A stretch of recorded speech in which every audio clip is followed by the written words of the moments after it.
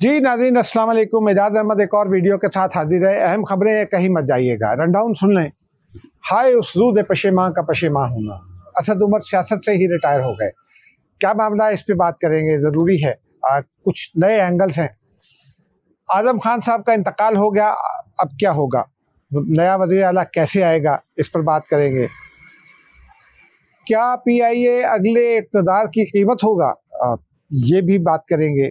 और फिर आपको आखिर में दो अहम खबरें देंगे। पहले आज़म खान साहब की बात कर लेते हैं। एक बड़े अफसोसनाक खबर थी आज नाज़रीन। यूँ कहने जब आज जैसे आँख खुली तो इतला मिली कि आज़म खान साहब इस दुनिया में नहीं रहे। वज़ीर आला निगरान वज़ीर आला थे खैबर पख्तूनख्वा के।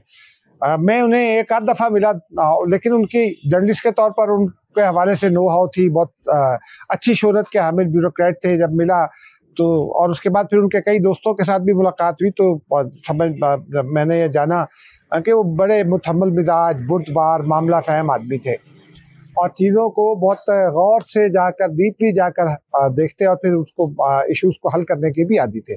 ट्रेनिंग उनकी बड़ी अच्छी थी और इसीलिए जब उनका नाम आया, leader of the opposition Khyber Pakhtunkhwa assembly ने ये नाम दिया था अकरम खान दुरानी साहब ने, और उनको पता नहीं किसने दिया, लेकिन उन्होंने दिया और फिर महमूद खान साहब जो है वो फ़ौरन मान गए इसके ऊपर, जैसा अनवारुल्लाह काकड़ के नाम पर हुआ।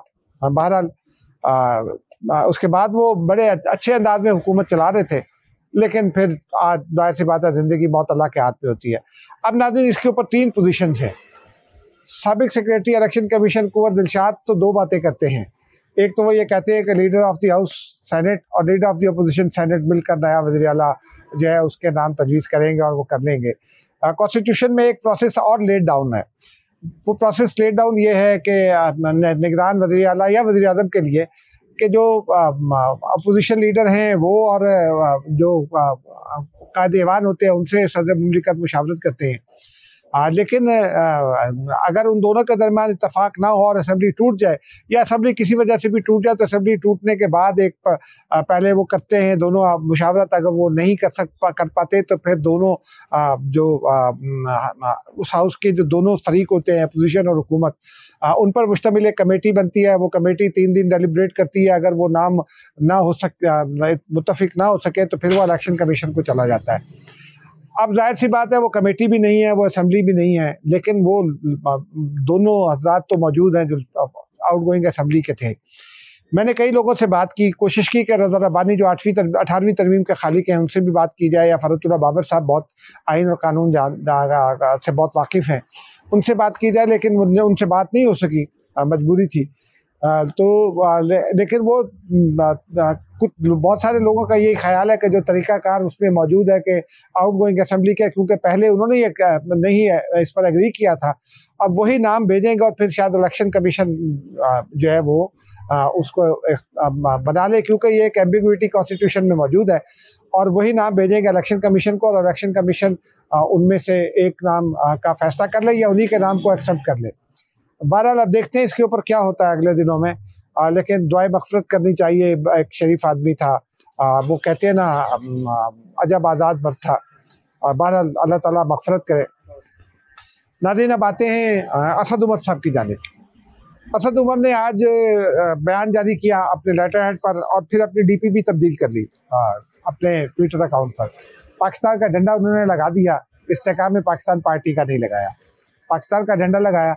अपना बयान में उन्होंने ये कहा कि वो बड़े अफसरदा हैं और वो PTI की बुनियादी रुकनीत से इस्तीफ़ा दे रहे हैं। उन्होंने पार्टी वर्कर्स का भी शुक्रिया अदा किया, साथ साथ NA-54 इस्लामाबाद जहाँ से वो मुंतखब हुए थे, ये जहाँ मैं बैठ कर वीडियो कर रहा हूँ, यही हल्का, उसको भी उन्होंने उससे भी उन्होंने जो है वो उनके वर्कर्स का भी शुक्रिया अदा किया। बाद एक ट्वीट किया, फिर उसमें यह कहा कि वो सियासत से रिटायरमेंट हो रहे हैं।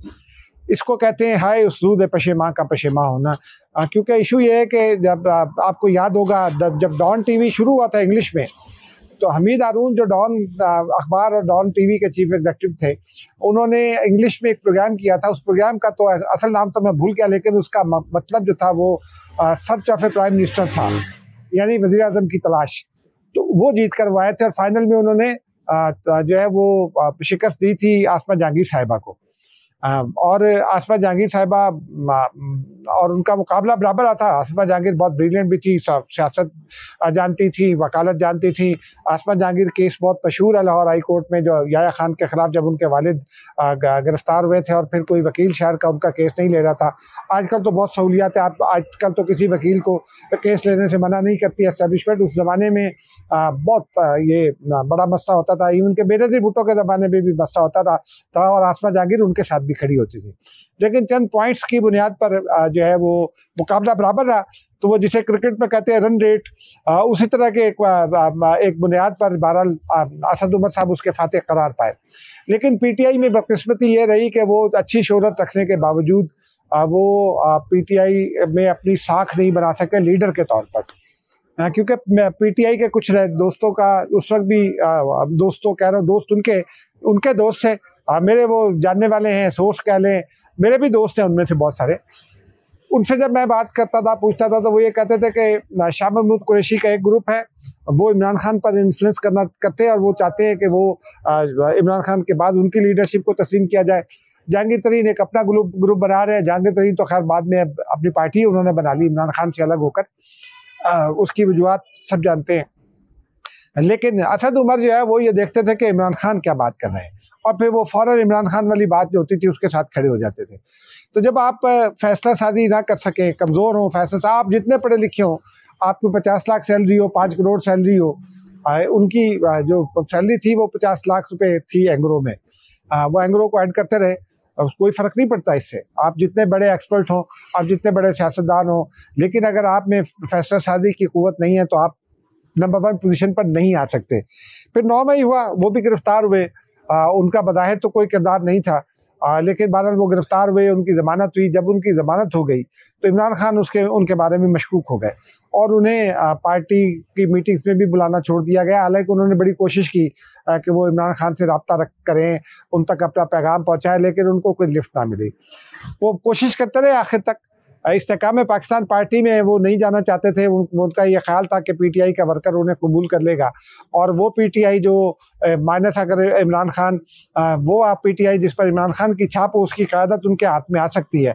तो शाह महमूद कुरैशी ने साइफर केस में मुलजिम बनकर, शरीक मुलजिम बनकर, वो कोशिश भी नाकाम बना दी। क्योंकि अब अगर उस ग्रुप की क़यादत किसी के हाथ आनी है तो या तो वो परवेज़ इलाही होंगे या फिर शाह महमूद कुरैशी होंगे अपने बच्चों के ज़रिए। यानी उनके बच्चे जो है शहरबानो कुरैशी और ज़ैन कुरैशी, उनमें से कोई लीड कर सकता है उस ग्रुप को। शहरबानो कुरैशी आजकल एक्टिव भी बहुत हैं। असद उमर बहरहाल सियासत से रिटायर हो गए, लेकिन हमने ये भी देखा था कि बहुत सारे लोगों ने सियासत से रिटायरमेंट का ऐलान किया था। वो कहते हैं ना, शायर कह गए हैं कि छुट्टी नहीं है मुंह से ये काफिर लगी हुई, तो फिर वापस आ गए। उनमें फैसल वावडा भी थे जिन्होंने सियासत से ताल्लुकी का इख्तियार की थी। इमरान खान के दोस्त और वो अरशद कियानी साहब जो पार्टी सेक्रेटरी जनरल थे, वो भी थे। अली ज़ैदी थे, लेकिन वो सब सियासत पे वापस आ गए। और फिर जो है वो अब फवाद चौधरी भी थे, दोबारा से गिरफ्तार है। बहरहाल अब देखते हैं आगे वो कब सियासत पे वापस आते हैं। नाज़रीन, अब चलते हैं पीआईए वाली खबर की जानिब। पीआईए के बारे में ये तो फैसला कर लिया गया, उसकी निजकारी होनी है, और गुज़िश्ता रोज़ एक इजलास भी हुआ। उसमें जो कमेटी है फवाद की सरबराही में कायम है, जो निजकारी के लिए पीआईए की, वो कमेटी पीआईए के असासे देखेगी। और यही एक इशू है कि पीआईए के असासे जो है वो खाली रूजवेल्ट होटल नहीं है। रूजवेल्ट होटल तो एक अलग मामला है, उसमें भी ये कहा जा रहा है कि शरीफ फैमिली के कुछ दोस्त हैं अरब, वो उसमें इंटरेस्टेड हैं, और वो कौन है ये कोई नहीं जानता। लेकिन बहरहाल ये कहा जा रहा है, खबरें भी छप गई इसकी। वो नाम जो साहब है उनका नाम सामने नहीं आ सका, लेकिन बहरहाल ये भी खबरें। लेकिन पीआईए की प्रॉपर्टी लंदन में भी है, पीआईए की प्रॉपर्टी दुनिया के और जगहों पर भी है।